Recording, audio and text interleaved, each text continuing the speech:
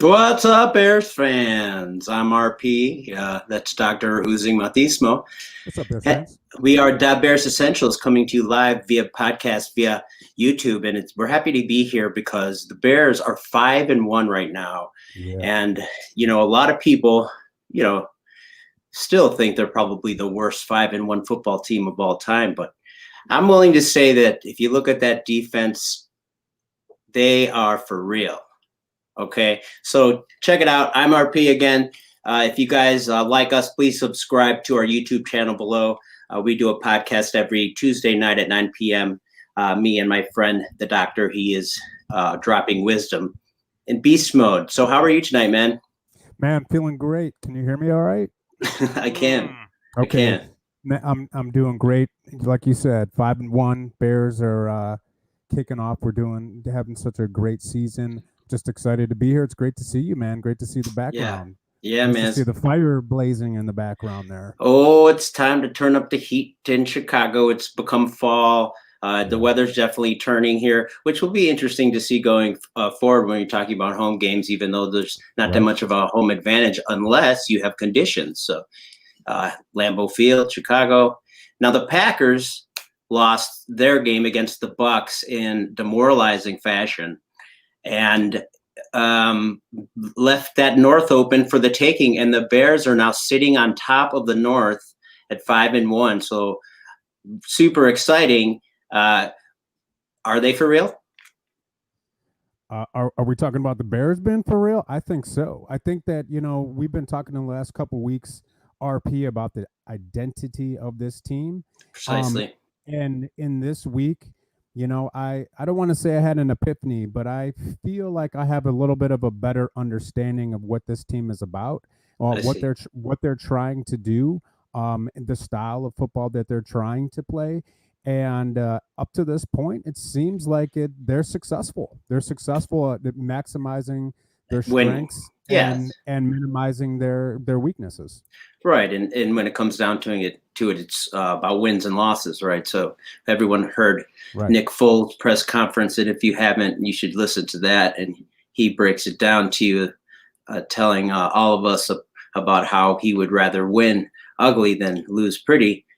And a lot of that makes sense. The defense is not to be overlooked. This is one of the people like to try to compare them to the 2018 Bears, but it's a different team. And progressively, that team in 2018 got better as the year went. And it looks like this team is doing the same thing. Let's hope everyone stays healthy and COVID-free. But the defense is definitely special. So we're going to get to them later. But let's go back to the offense and talk about Nick Foles a little bit. Yeah. He and how we came out again pretty, we came out with not as slow tempo, a lot of formations, the trickery of Nagy. One of the formations I saw was 3 receivers lined up in a single file line and then a draw. Got him. But, it really wasn't working. We did get a turnover, and we did finally get a Cole Kmet sighting, which was fantastic. But unbelievable. Unbelievable. I'm going to ask you to break that play down in a second. Sure. But really overall, didn't really move until it looked as if we decided to go up tempo, which is basically putting the ball in Nick Foles' hands. And that's when the offense started to move. So give me your take on that touchdown. I mean, obviously that's great. Chicago kid, Cole Kmet, way to go. But we've been waiting for that, right? We've been waiting for that. I think this was a game where we really saw, again, the implementation of some balance on the offense. We saw the tight ends really getting involved. Kmet had 2 catches, but Jimmy Graham had about 5 catches during the course of the game. So we're seeing roughly 7 catches by our tight ends. We had a couple drops by Demetrius Harris. Good point. But that's a great, it's really nice to see Nagy starting to incorporate in that particular play. I mean, this is a play that we've seen Cole Kmet run in college. He's over and over. He's a red zone threat. And really it was just a dominant play by a real physical specimen. And you could really see why they wanted to draft this guy with this in the second round. Right. You can also say it was quite a great throw. So Nick put that one right on target. And so it is good to see him using that not only one tight end, but a lot of the tight ends. And it seems as if he is telling the truth when he said that this offense is still developing and that we need to give it time to kind of blossom and these guys to gel, and him for really to learn the timing of a lot of these guys. He seems like he's starting to connect with Moody a little bit, but more consistently. Or at least those two seem to be like they want to be on the same page, which could be exciting. Right. And I mean, just think about the fact that we're talking about Cole Kmet, a rookie second rounder. We're talking about Darnell Mooney, a rookie.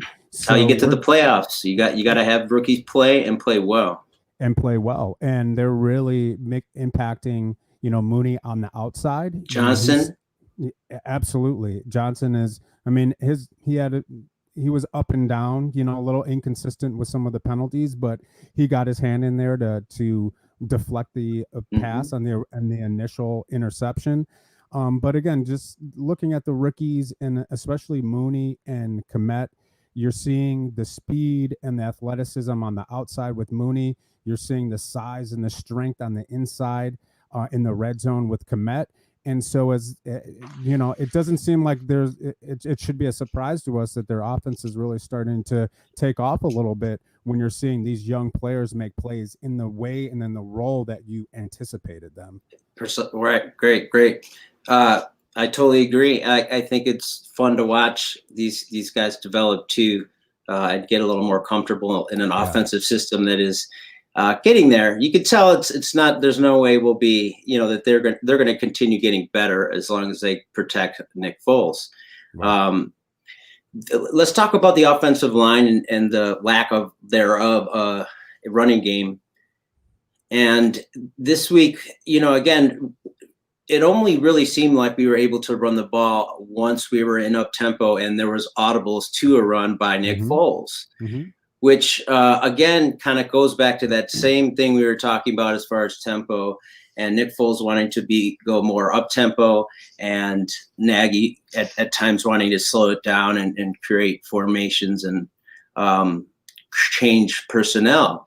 Where do you stand on that? And obviously that's the only time the ball was moving is when it seemed like he started pushing the tempo in the third quarter. Right. I would say in the third quarter, especially going into the fourth quarter and throughout the fourth. It was before the fourth because they went up tempo and then Vilma decided to say something about it. Like once the fourth quarter hit, like, oh, see, now he's going up tempo. It's like, no, man, he's going earlier. And they're getting in position to score and scoring.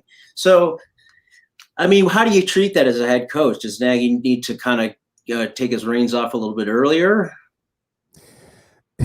You know what? I would say yes, because, I want to see them have a productive running game from the first quarter through the fourth quarter to the end of the game.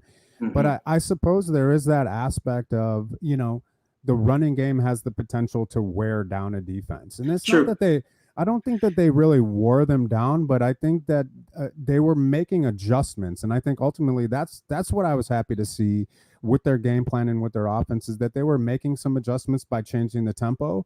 But I really want to give credit to David Montgomery, because it really seemed like he really started to get a feel for the blocking. and he started having some very patient runs where he was like really not running into a stack line, but he was kind of, he had a little that, a lot of people say it's cliche, but the Le'Veon Bell style where he was being patient in the backfield. He was stopping, really changing his direction of attack on the line of scrimmage. And, he really just showed, I think of all the players that we see on the Bears, he just shows this level of determination and balance that is so inspiring. I'm sure for the players, but as a fan, it's just great to watch how he is able to push the pile, how he's able to maintain his balance on contact, and he just really seems determined. And in the fourth quarter, we saw David Montgomery really display his talent, his skills, and let's not forget the last 3 weeks, him catching the ball out of the backfield, which has been very important for the Chicago Bears offense. And Nick Foles seems to like to check down to him quite a bit. And just to reiterate, like when we're looking at the tight ends and the role that they played in this game, their production with the catches, you can say the exact same thing about the running backs. And David Montgomery had a number of catches, and I really feel like, again, stylistically, identity-wise, those are the aspects of this team that we can really start to accentuate. And I feel like if Nagy to create an identity, running backs, tight ends, getting them involved, get those guys 10 plus catches a game, like we saw against Carolina, and I think it gives us a chance to move the ball in between the 20s, and then we get that red zone, and we have some big bodies that can make plays in the end zone, like Kmet and Graham. You know what I'm saying? If they're big and bruising, use them. I don't know who said that, but I just made that up. T-shirt. It's not a thing. I think that it's going to be great to see him develop as the season goes, and his role and as it changes in his position playing with Nick Foles, and how the offense changes as well. Because the one thing I will give Nagy is that he does start to pick up on what a player does well, and he does use that. So I think he's starting to figure out, or at least listen to Nick Foles more now that the ball's moving when, he's calling the plays, that, potentially there's a little more leeway there for him to call plays that he wants to, and then Nagy call plays for him specifically, right? You'd hope. You'll never know.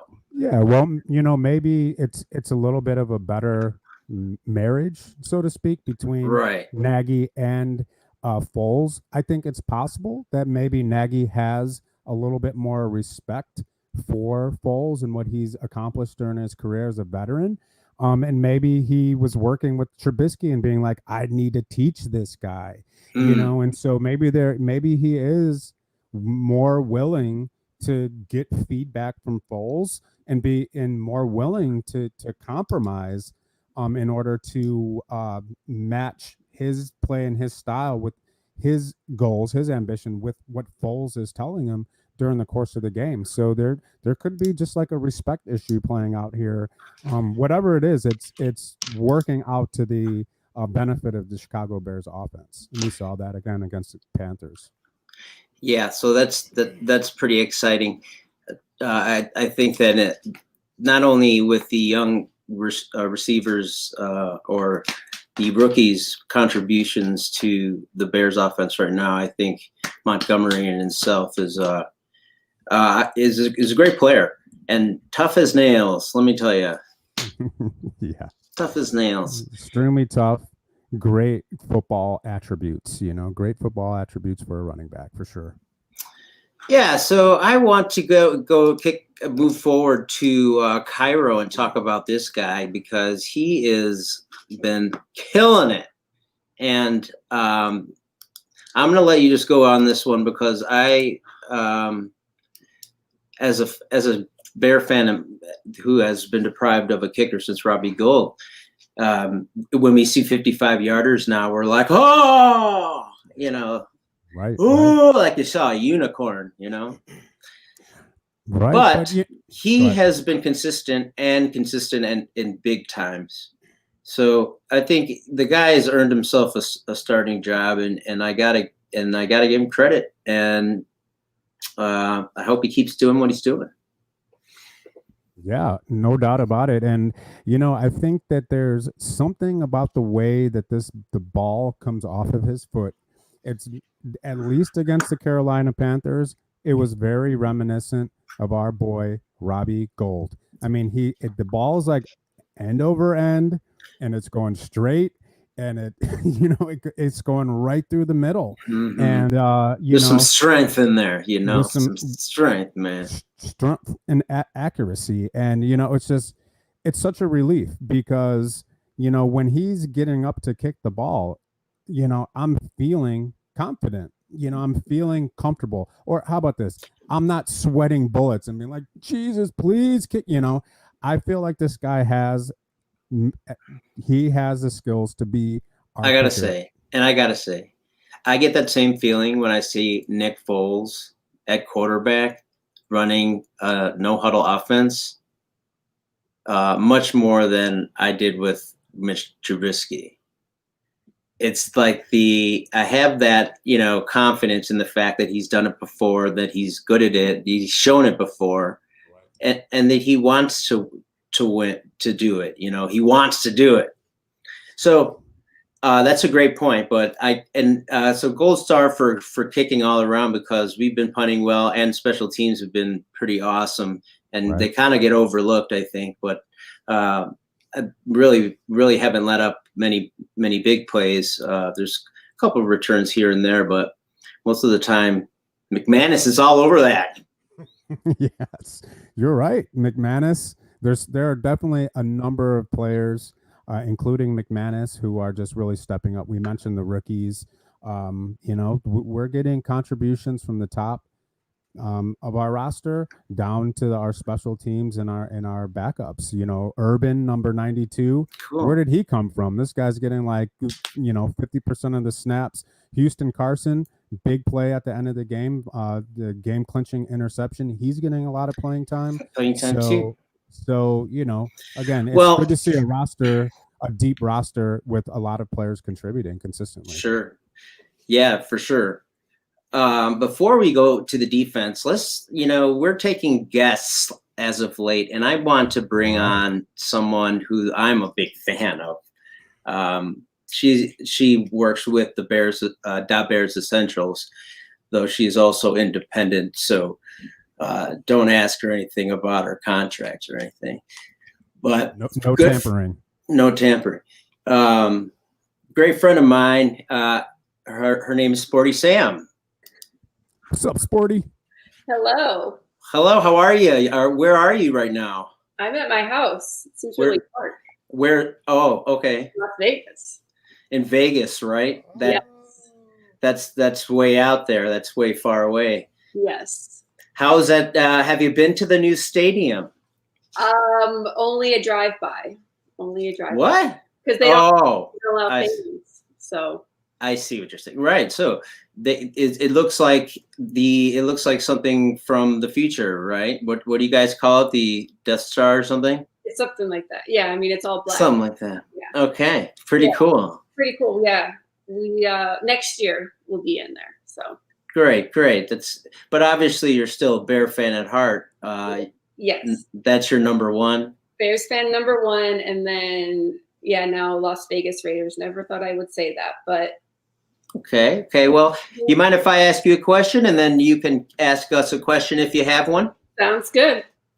Well, I just kind of want to know who your standout player would be for this last game, because there's quite a few players that made big plays, but there's always a player that to me is most important. Who would you? Well, let's see. I mean, Fuller did a good job, right?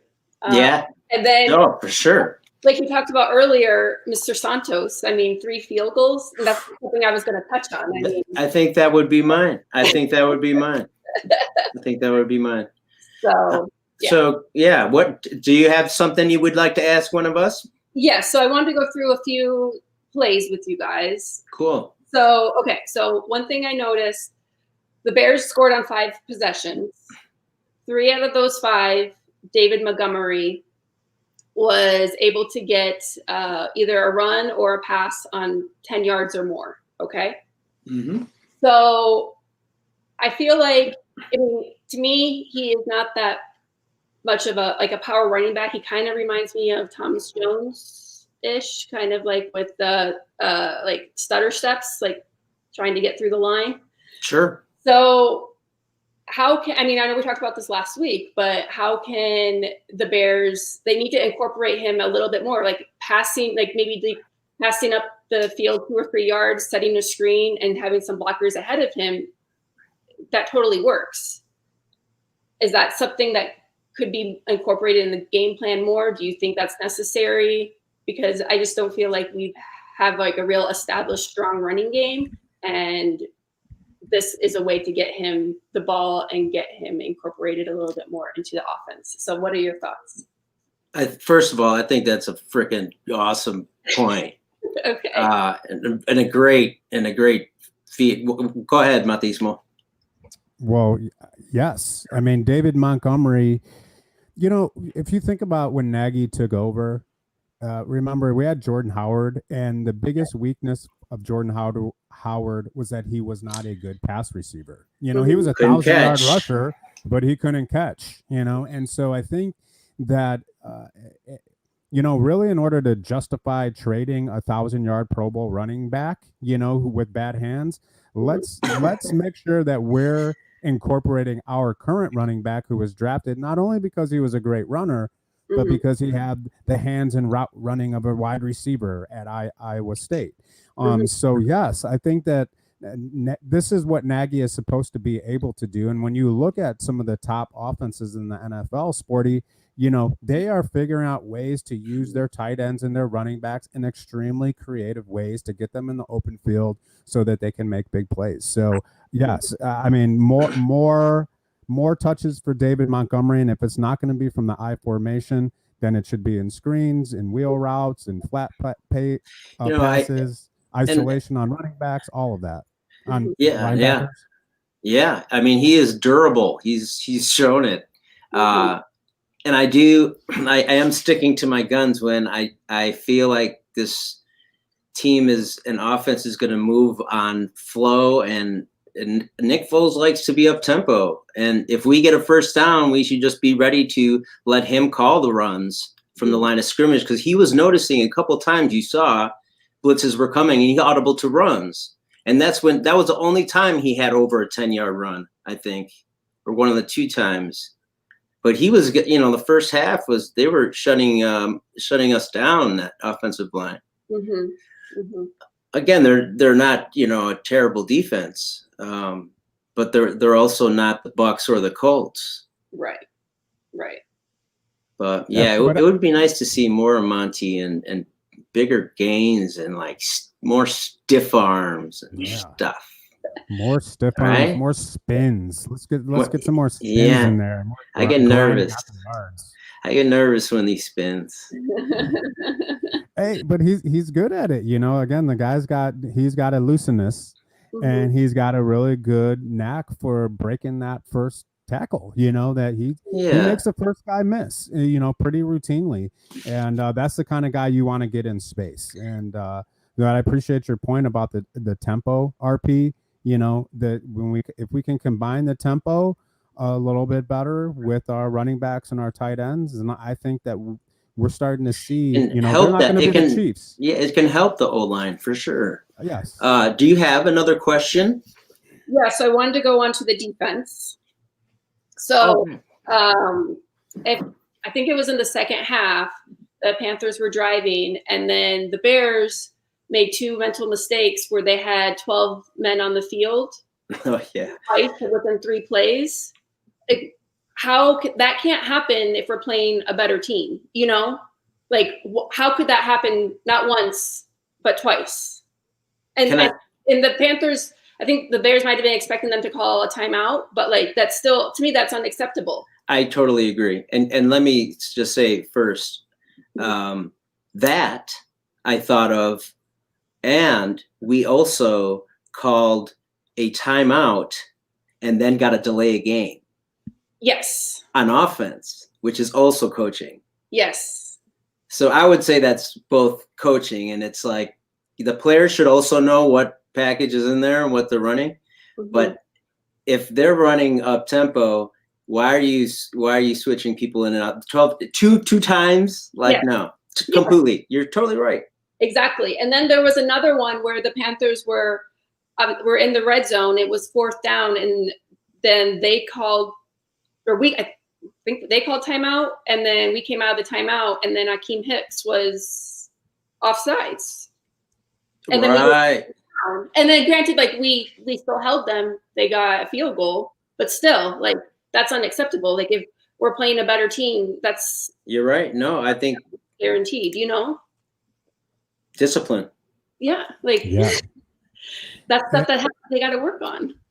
And I'm glad that you brought that up, just because there are a lot of things to be happy about with the Bears defense and their performance. Yes. But we really shouldn't overlook the pass interference in the end zone on Jalen Johnson. Missed tackles again. The missed tackles, the neutral zone infraction on 4th down, the 12 men in the huddle penalties. So you're right. Even though they are displaying style, they're displaying some dominant characteristics. Psychologically, mentally, from a coaching perspective, they do need to do better, because really we're relying on this defense to carry us, and we're only going to go as far as they take us.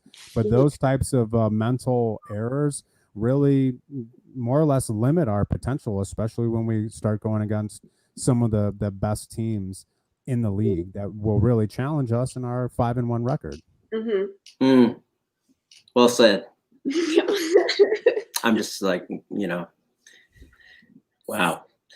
I think the Bears, in the end, the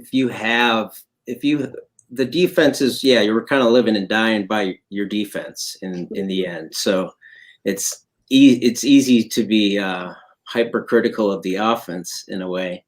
But it's a team thing. And I think you heard that from Foles. And I think if progressively the team continues to get better and has has limited injuries, and hopefully no COVID, we're talking about a team that right now is definitely in playoff contention, is a playoff team. So it's fun to know. And I want to talk about the defense a little bit more and those defensive backs, if you want to stick around for a second. Sure. Yes. Sweet. Yeah. So let's talk about the defensive backs, because I want to get into the barely legal play of the week. And that was by, I always say Bestie Jackson. And then I'm like, no, he doesn't play here anymore. Let me just run it for you guys. In this week's barely legal play, Eddie Jackson's helmet pops out, along with the ball. Game on!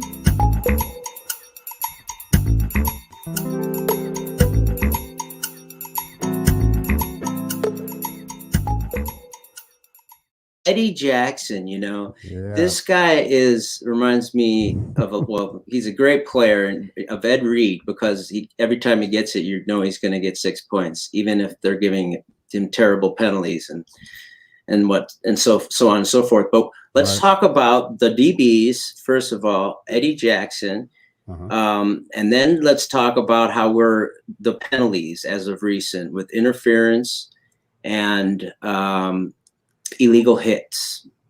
Okay. Because again, Eddie Jackson had another great play, but there was also, he had an interference. There was an interference on Jalen Johnson that was questionable, but you could call that if you see his arm caught in him. But they were doing a little bit of that too. What's your status, Matismo, on how the defensive backs really played in this game? Because they made big plays and had interception. Gibson's been playing great. but they also let up some plays down the stretch a little bit, and kind of got tired. They did hold Mike Davis to below 60 yards. He got about 52 yards. I have to look at the stats. Maybe a little more. So they again didn't run for that much, but he ended up scoring points. They put up points in the end. And so what do you think about that DB in that secondary? Well, the DB RP is definitely, I think, it's the strength of their team. And actually, when I'm looking at, their defensive philosophy, what I'm seeing is Pagano, for the most part, really relying on the defensive backs to be aggressive. To be aggressive. I think, there's a lot of things we could talk about with his scheme, but basically the DBs are under the most pressure. They're the pressure unit for the Bears defense. And so I think that what that's going to lead to, and what we saw in this game was, we saw the feast or famine. We saw the positive and the negatives. We saw, Kyle Fuller was in a position, was this close to making the exact same play that he made last week.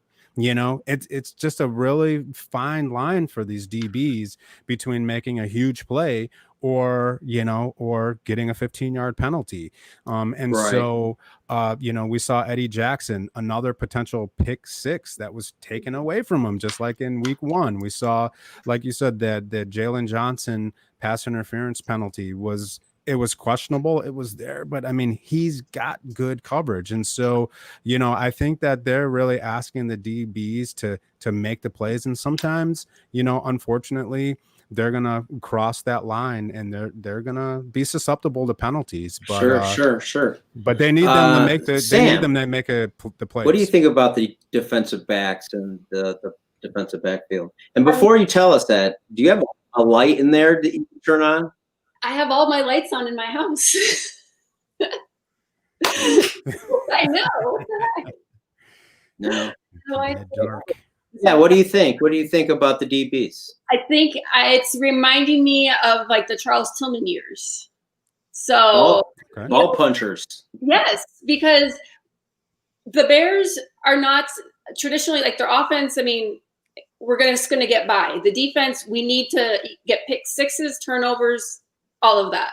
And the fact that they're now, like punching the ball out, that's what we need. And when that happened in the Carolina game, and then the defense gave us the ball back in the red zone, and then we turned it over. So, I think it was a 30-yard line, but like, that's what we need. We just have to be able to capitalize on that. But like, I'm all for our DBs, being they're doing their work for sure, and hitting hard and creating those turnovers like you're talking about that are really creating Bears offense. Yeah. And that is, another great point, Sporty. That we're, shades of those years where the Bears would get turnovers, so Rex Grossman could get us in the end zone. You know what I mean?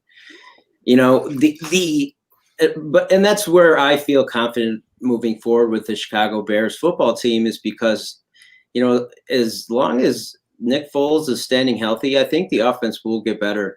They can only get better as long as, everyone stays healthy. And I think that the defense will do the same. So progressively, once we get into week, 10, 9, 10, hopefully these guys will have enough wins where they could even potentially rest people before the playoffs, which would be a whole nother thing. Let's not get ahead of ourselves. But they have a couple big games coming up that they still have to focus on, obviously. Mm-hmm. RP, we're Bears fans, so let's get ahead of ourselves. Let's get ahead of ourselves.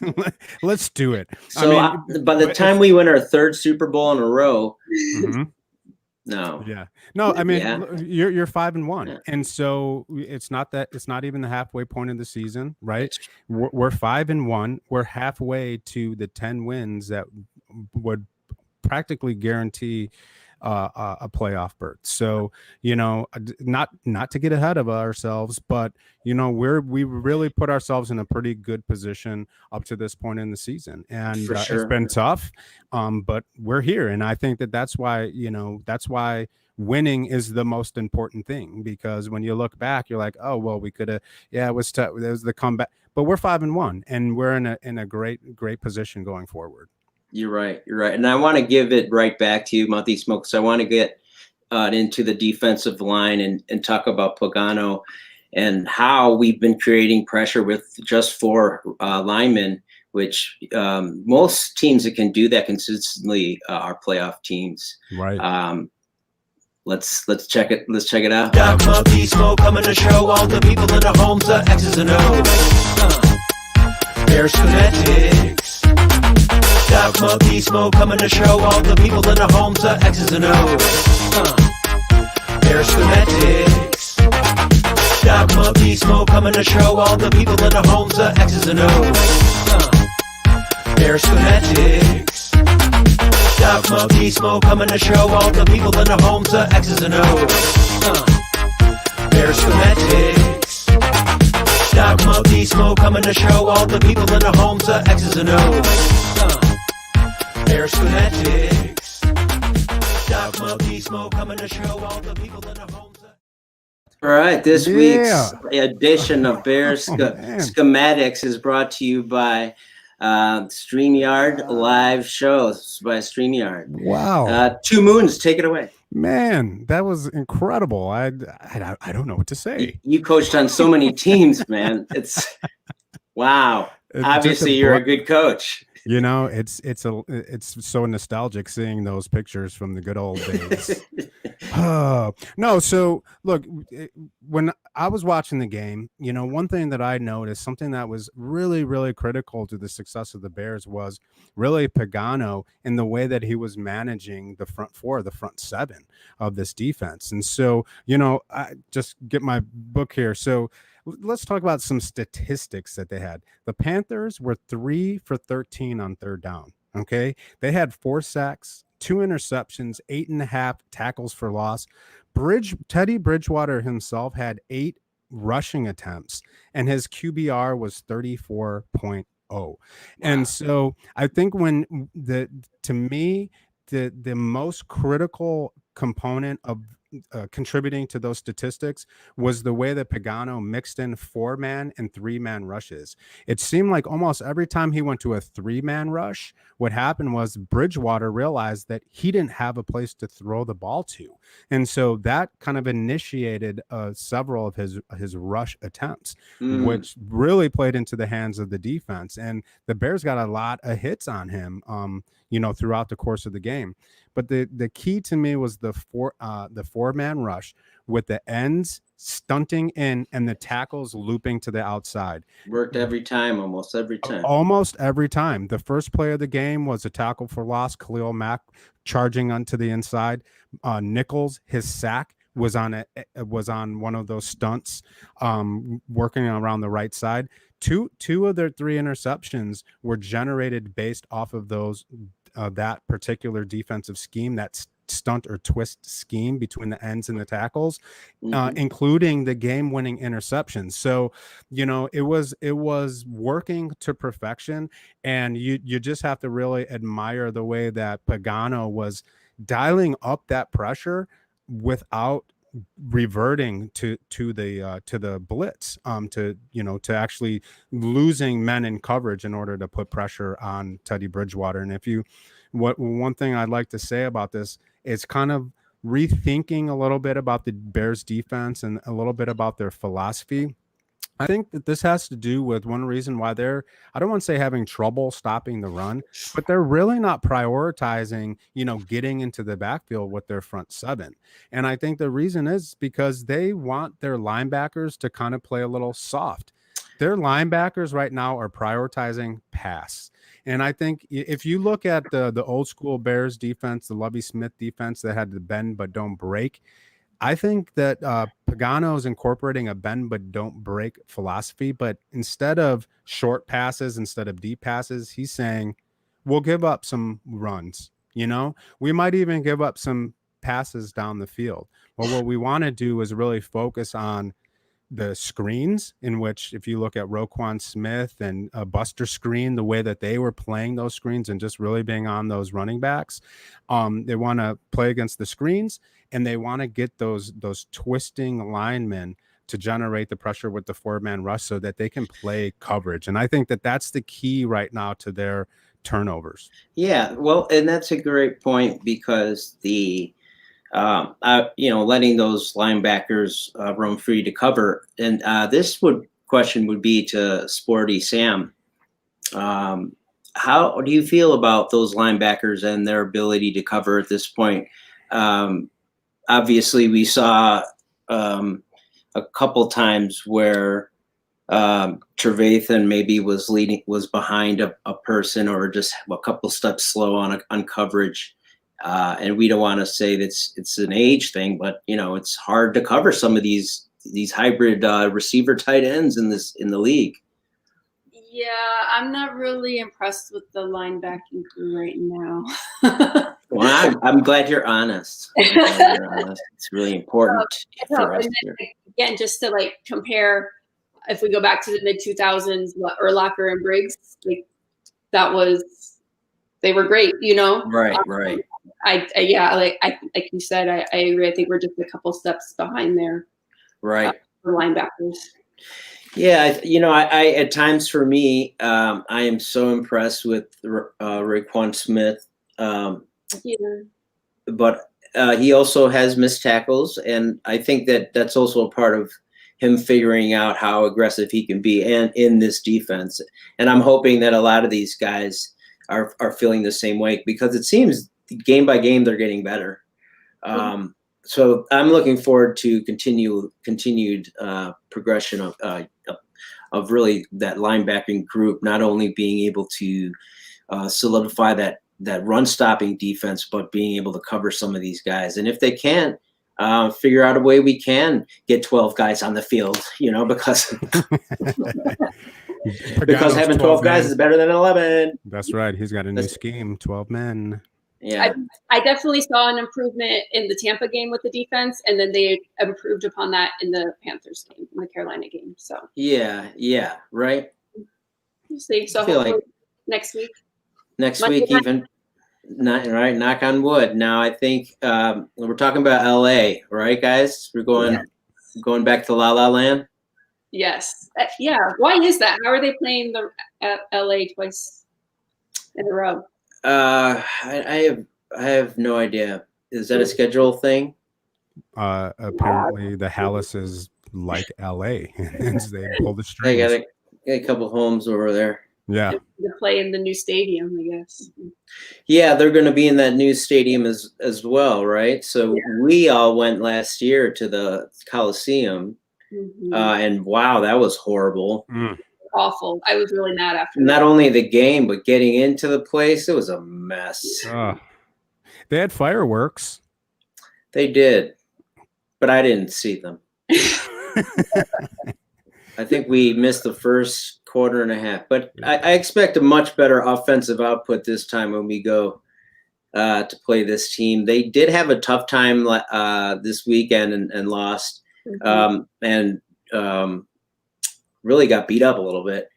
And I do expect the Bears defense to come out hungry, because I think a lot of people now who have been saying that the Bears are not legit kind of have to at least keep their mouths shut when you're referring to their defense.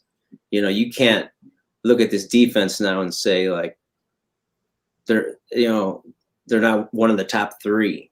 Do you think Floyd is going to come out on us because he's not with us anymore? No, I think he didn't. he ain't strong. He ain't strong. Gotcha. Okay. Unless he's been working out since he left. Right. He's got to bulk up a little. Yeah. No, I loved him. He was fun and was a great. He played really hard and actually had a pretty good game last game for the Rams. So yeah, the best of luck to that guy.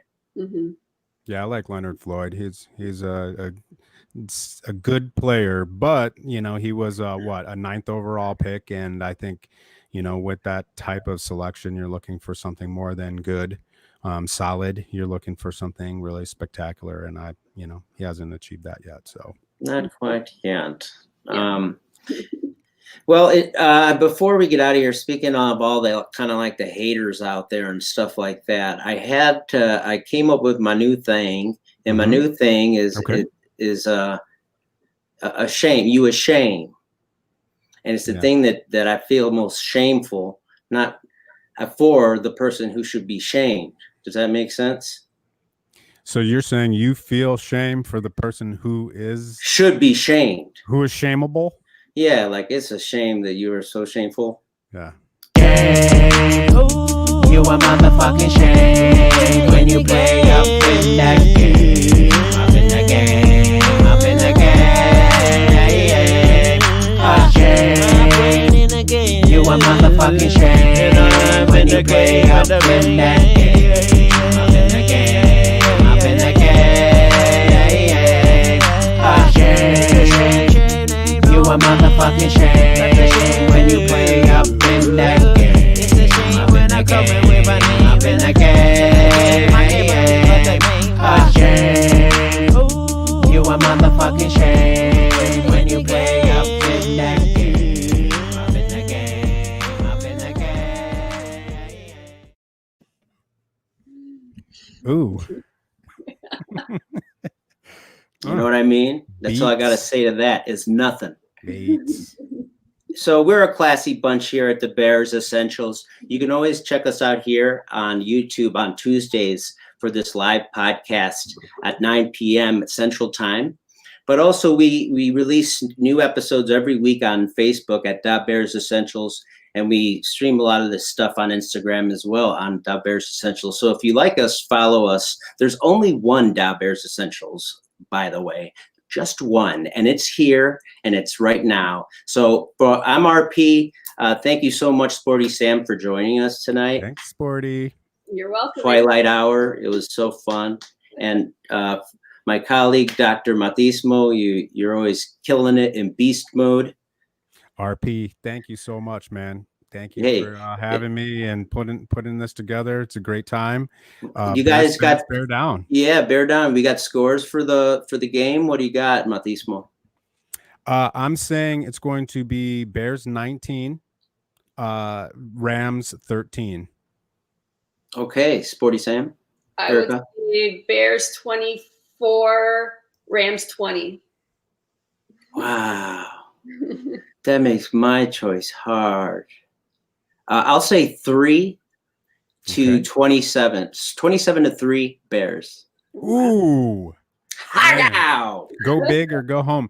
And thanks for giving me the chance to select a score first, RP. You made my prediction a lot easier. So yeah, and I just went for it on mine. So that's why I haven't been winning any damn bear claws. Oh, man. Cornell's got like 15 bear claws. Hey, keep trying there, guy. Keep trying. You'll get it. Flip nose. Okay. Well, you guys have a great night. We'll see you guys next week. Let's bear down. Let's go and get a win and a W and go 6-1. Have a great night, you guys. Take care.